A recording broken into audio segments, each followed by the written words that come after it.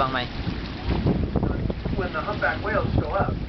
Is it recording? Yeah. From you see it up there in Alaska, they start. The earliest time I see humpback comes in September. Yeah, so that's why again when I start getting excited. It'd be rather random to see it. You know, we definitely go down as a rare day if I saw something today. But it can happen. And again, these guys have a way of showing you where those humpbacks are.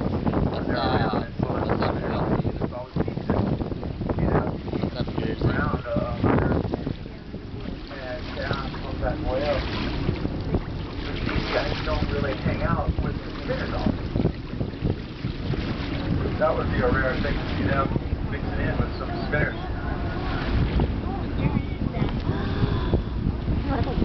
I got a feeling it's going to be a dolphin day. There's some more of those below you guys off the Southern Valley. You're probably noticing them scatter away. And there comes the booby bird right on cue.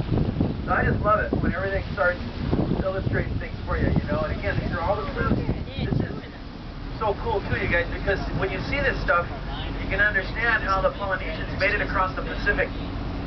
Looking at the stars and looking at creatures, birds, marine mammals, telling stories about that, using that information through generations to guide themselves throughout the Polynesian migration.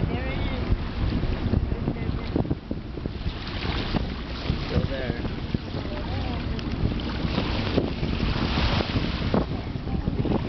Now these guys are big, man. This is cool, you guys.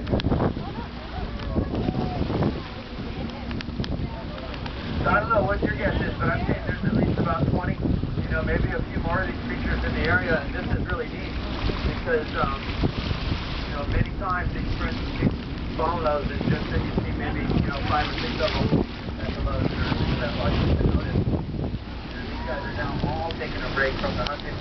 They're all kind of all kind of stuff coming over.